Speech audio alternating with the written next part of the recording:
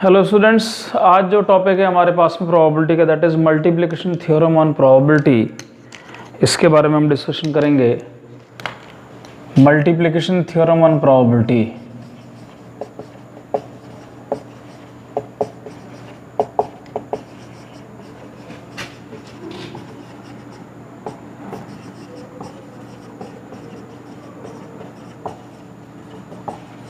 यानी कि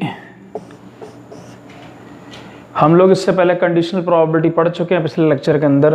तो हमने वहाँ क्या पढ़ा था student, that is P E by F अगर है तो उसको हम किस तरीके से लिख सकते हैं, that is P E intersection F whole divided by P F. तो स्टूडेंट इसी को दूसरे तरीके से हम कैसे लिख सकते हैं, आपको एक चीज़ क्लियर है कि यहाँ पे P of F is not is equal to zero, तभी हम इसको इस तरीके से लिख सकते हैं।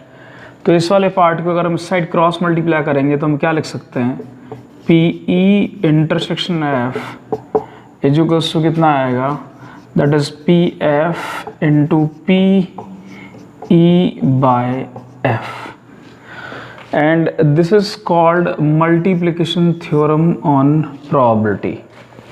अगर हम इसको पढ़ेंगे तो क्या पढ़ेंगे, probability of occurrence event A and B E and F. अगर हम यहाँ पे ए एंड बी नहीं ले रहे हैं, ई एंड एफ ले रहे हैं, तो probability of occurrence event E and event F.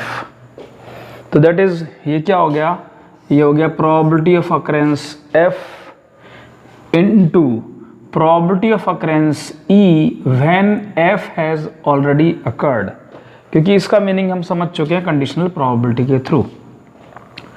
तो this is called multiplication theorem on probability.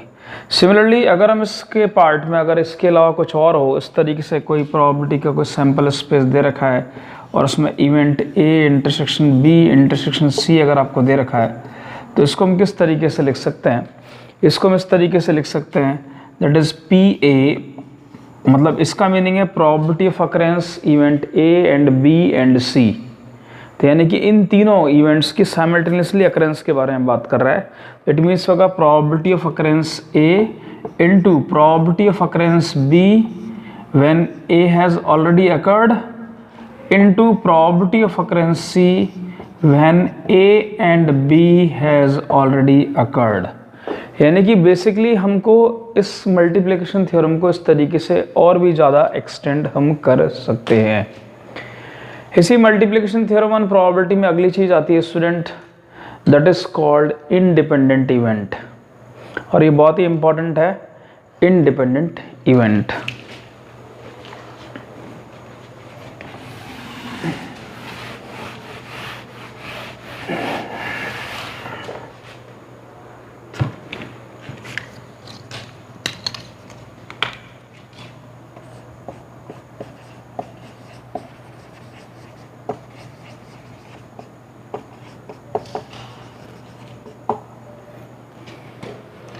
Student independent event, इसको समझने के लिए हम एक एग्जांपल लेते हैं। हम क्या करते हैं, we draw a card from a 52 playing cards में से हम एक कार्ड ड्रॉ करते हैं। दो इवेंट लेट कर लेते हैं, इवेंट ई लेट कर लेते हैं, गेटिंग स्पेड। एफ इवेंट को मान लेते हैं गेटिंग एस। अब बात करते हैं इंडिपेंडेंट इवेंट होता क्या है। तो किसी भी प्लेइंग कार्ड्स में से अगर हम एक पत्ता ड्रॉ कर रहे हैं और हम बात कर रहे हैं कि गेटिंग स्पेड, तो आपको पता है कि 52 कार्ड्स में से 13 स्पेड्स होते हैं। तो मैं आपको हमेशा एक बात बोलता हूं कि मैं जब भी किसी की प्रोबेबिलिटी निकालता हूं, अगर मुझे पी ई फाइंड आउट करना है तो मुझे सैम्पल स्पेस देखना होता है। तो मेरे को पता है 52 कार्ड्स में से एक कार्ड निकालना, दैट इज़ 52C1। अब मुझे स्पेड 13 ही है, उसमें से एक स्पेड चाहिए, तो दैट इज़ 13C1। मेरा फेवरेबल केस ये हो गया, तो दैट इज़ 13/52। थोड़ा हम इस तरीके से ध्यान रखेंगे तो हमसे गलतियाँ नहीं होगी। कई बार 2 कार्ड्स ड्रॉ करने की बात करता है, तो उस केस में हमें सैम्पल स्पेस में गलती कर जाते हैं, हम 52C2 लिखना पड़ेगा। अगर 2 स्पेड की बात करेगा तो 13C2 लिखेंगे स्टूडेंट्स वहाँ पर। इसलिए मैंने उसी तरीके से लिखा है इसको। नेक्स्ट उसी के बारे में बात कर रहा है, एस आने की प्रोबेबिलिटी। तो क्लियर है स्टूडेंट्स, पी एफ की अगर हम बात करेंगे तो आपको पता है सैंपल स्पेस क्या है 52C1। कितने एस होते हैं, एक ही एस होता है, 4 एस होते हैं, हमें एक एस चाहिए तो 4/52। यहाँ से क्लियर है कि 13 ये आ गया 1/4 एंड अगर इसको हम इससे करेंगे this is equals to 1/13 students. तो हमारे पास में ई एंड एफ अलग अलग इवेंट की प्रोबेबिलिटीज हमने निकाल ली। अब बेसिकली हम मल्टीप्लिकेशन थ्योरम ऑन प्रोबेबिलिटी पढ़ चुके हैं। हमें अभी यहाँ पे एक चीज़ क्लियर है कि हम एक इवेंट अगर ई इंटरसेक्शन एफ के बारे में बात करेंगे, इसका मतलब क्या होगा, अ एस ऑफ स्पीड, इन दोनों का इंटरसेक्शन, एस ऑफ स्पीड, ये चीज़ आपको समझनी है कि हमने इन दोनों का इंटरसेक्शन करना, मतलब हमें इक्का तो चाहिए, इसका मतलब है स्पीड चाहिए, इसका मतलब है इक्का चाहिए। तो बेसिकली क्या हुआ, अगर दोनों का इंटरसेक्शन करना है इसका मतलब क्या हो गया, हमें स्पीड वाला इक्का चाहिए। अब आपको बहुत अच्छे ढंग से क्लियर, अगर हम इसके बारे में बात करेंगे तो that is P E intersection F की बात करेंगे स्टूडेंट्स, तो क्लियरली आपको पता है कि एक ही इक्के वाला एस है, दैट इज 52C1, यानी कि एक ही एस है जो उस तरीके का है। तो दिस इज इक्वल्स टू कितना आएगा, 1/52 आ गया। अब हमने जो थोड़ी देर पहले पढ़ा है that is P E by F की अगर हम बात करेंगे तो उसको हम कैसे लिख सकते हैं, that is P E intersection F whole divided by P F, this is equal to P intersection F, आप जानते हैं कितना, दैट इज 1/52 है। पी एफ कितना, दैट इज 1/13 है, तो this is equal to 13/52, this is equal to 1/4। Similarly अगर हम आगे आएंगे, P अगर हम F बाई ई की बात करेंगे students, that is P E intersection F आएगा whole divide by P E आएगा, this is equal to P intersection F का मतलब कितना है, दैट इज 1/52, पी ई का मतलब कितना है, दैट इज 1/4, तो this is equal to 4/52, this is equal to 1/13 students. यहाँ पे ये बात क्लियर है। अब आप देखेंगे जो पी ई है दिस इज इक्वल टू कितना आएगा, P E by F, P E is equal to कितना आ रहा है, P E by F. P E by F का क्या मतलब है स्टूडेंट्स, आप लोग समझ रहे हैं कि यहाँ देखिए पी ई की वैल्यू कितनी, probability of occurrence event is 1/4, P E by F का मतलब होता है probability of occurrence E when F has already occurred, that is also 1/4। It means उस एफ के होने ना होने से इवेंट ई को कुछ फर्क नहीं पड़ रहा है। इसका मतलब ई और एफ जो हैं वो इंडिपेंडेंट इवेंट्स हैं। सिमिलरली आगे अगर हम बात करते हैं पी एफ की बात करते हैं तो पी एफ आपका कितना है, 1/13 है, और ये आप देखेंगे पी एफ बाई ई की अगर हम बात करेंगे दिस इज ऑल्सो 1/13।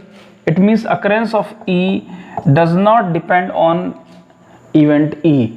ई को सैंपल स्पेस लेके एफ की प्रॉपर्टी निकालने का यहाँ पे कोई मीनिंग नहीं बैठ रहा है, क्योंकि ये दोनों इवेंट्स कैसे हैं, आपके इंडिपेंडेंट इवेंट्स हैं स्टूडेंट्स। तो यहाँ से हमने देखा है कि इंडिपेंडेंट इवेंट्स किसको बोलते हैं, two events A and B और E and F are said to be independent if occurrence of one event does not affect the occurrence of other. तो हमें जो क्वेश्चंस ऑफ एनसीईआरटी में करने हैं वो इस पे मल्टीप्लिकेशन थ्योरम पे भी देखने हैं और इंडिपेंडेंट इवेंट्स के ऊपर भी हमने क्वेश्चंस कुछ करने हैं। तो मैं आप लोगों को कुछ आगे क्वेश्चंस बता रहा हूँ जिस पे बेस्ड हम इस इंडिपेंडेंट इवेंट को और मल्टीप्लिकेशन थ्योरम को समझने की कोशिश करेंगे। स्टूडेंट क्वेश्चन पूछा हुआ है, a die marked 1 2 3 in red 4 5 6 in green is tossed, let A be a event the number is even. तो डेफिनेटली स्टूडेंट अगर हम ए इवेंट की बात करेंगे तो उसमें क्या आएगा, इवन नंबर में क्या क्या आएगा student, that is 2 4 and 6। Event B आपको क्या बोला है, B event the number is red, तो नंबर क्या बोल रहा है, आपको रेड की बात कर रहा है। तो रेड आपके पास में क्लियर है कौन कौन से हैं, दैट इज 1 2 3 स्टूडेंट्स। क्वेश्चन पूछा गया है कि A and B are independent और नॉट। अब इंडिपेंडेंट इवेंट कब होगा स्टूडेंट, अगर हम बात करें पी ए इंटरसेक्शन बी अगर हम करें और दिस हमको मिले P A into P B, not P B divided by, क्योंकि अगर वो इंडिपेंडेंट है तो हमें इस तरीके का केस मिलना चाहिए। तो हम बेसिकली क्या करेंगे, सबसे पहली बात करेंगे हम पी ए निकालेंगे, पी बी निकालेंगे और ए इंटरसेक्शन बी भी खोजेंगे। तो ए इंटरसेक्शन बी हमने निकाला, ए इंटरसेक्शन बी की अगर हम बात करते हैं स्टूडेंट, तो यहाँ पे कॉमन कितना आ रहा है आपके पास में, एंड दैट एलिमेंट इज 2। अब हम ये अलग अलग निकालेंगे स्टूडेंट्स। तो पी ए इंटरसेक्शन बी की अगर हम बात करते हैं, पी ए इंटरसेक्शन बी, इसके अंदर एक ही एलिमेंट है that is 2 and whole divided by 6। तो this is equal to student कितना आ गया 1/3। अब हम निकालते हैं पी ए। अगर हम पी ए की बात करते हैं दैट इज इक्वल टू कितना आएगा 3/6। This is equal to 1/2। That is P B की अगर हम बात करेंगे this again 3/6 that is 1/2। That is P A into P B अगर हम कर रहे हैं स्टूडेंट, तो this is equal to 1/2 into 1/2 1/4। That is not is equals to P A intersection B. तो इसका क्या मतलब हुआ स्टूडेंट कि जो ए एंड बी इवेंट हैं ये इंडिपेंडेंट इवेंट नहीं है, क्योंकि P A into P B P A intersection B के इक्वल नहीं आ रहा है। नेक्स्ट क्वेश्चन है student, one card is drawn at random from a well shuffled deck of 52 cards, in which of the following cases the events E and F independent. हमारे पास 3 question है, इनमें हमें चेक करना है ये इंडिपेंडेंट इवेंट है कि नहीं है। तो हमें एक ही बात ध्यान रखनी है कि मैं P E intersection F equals to P E into P F आएगा तो वो इंडिपेंडेंट इवेंट कहलाएगा। फर्स्ट केस में आते हैं, the card drawn is spade, यानी कि स्पेड हो, हम कर भी चुके पहले ये वाला पार्ट। अगर हम बात करेंगे तो पी ई इक्वल्स टू कितना आएगा student, a card drawn is spade, आपको पता 13C1 अपॉन कितना आएगा 52C1 that is 13/52 that is 1/4। अगर हम पी एफ की बात करेंगे the card drawn is an ace, तो क्लियरली स्टूडेंट हम ये बात कर चुके हैं that is 4C1 whole divide by 52C1, तो this is equal to 4/52 that is 1/13। तो इसको बताने की मुझे ज़रूरत नहीं है, ये आपको पता है कि ये दोनों इवेंट हमारे कैसे थे, इंडिपेंडेंट इवेंट हमने प्रूफ। एक मिनट, इसमें हमने इंटरसेक्शन को भी नहीं चेक किया था, फिर भी हम चेक कर लेते हैं। P E intersection F, P E intersection F students, इसका मतलब है कि एस आना चाहिए दैट इज 1/52। तो दिस इज इक्वल टू, आपको क्लियर है कि ये वाला पार्ट 1/52 आया है, और अगर हम इन दोनों का मल्टीप्लिकेशन करेंगे तो ये आ रहा है that is P E into P F. That is why P E intersection F is equal to P E into P F is called independent events. हमने इसको पहले दूसरे तरीके से इसकी डेफिनेशन में समझा था, एग्जाम्पल लेके। सेकेंड पार्ट की बात करते हैं, a car drawn is black. अगर हम बात करेंगे इस केस के लिए पी ई ब्लैक, ब्लैक कितने होते हैं स्टूडेंट्स 26 होते हैं, 26 में से एक 52C1, this is equal to 26 upon 52, this is equal to 1/2। Second उसने बोला है the card drawn is king, यानी कि P F, this is equal to 4C1 whole divide by 52C1 that is 4/52 that is 1/13 students. Next है P E intersection F,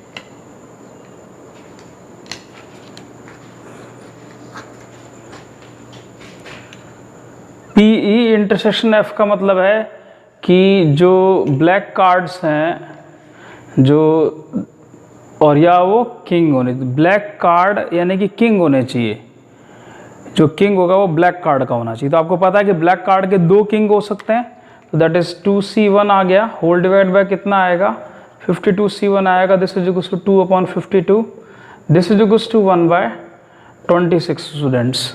और यहाँ से बहुत अच्छे ढंग से दिखाई दे रहा है कि P E intersection F is equals to P E into P F है, दैट इज वाई दो सेकेंड पार्ट है that is also independent event का है। अगर हम थर्ड पार्ट की बात करते हैं that is the card drawn is a king और अ क्वीन, तो बेसिकली हमको पता है कि जो 4 किंग और 4 क्वीन होते हैं that is total 8C1 whole divided by 52C1, this is equal to 8/52, तो दिस इज इक्वल्स टू 4 2 जा 8, 4 1 जा 4, 4 3 जा 2/13। नेक्स्ट पी एफ की अगर हम बात करते हैं students, the card drawn is queen और जैक। तो क्वीन और जैक आपको पता है कि these are also 8, that is 8c1 whole divide by 52 c2 52c1 that is equal to 8/52 that is 2/13। लेकिन पी ई इंटरसेक्शन एफ का क्या मतलब है?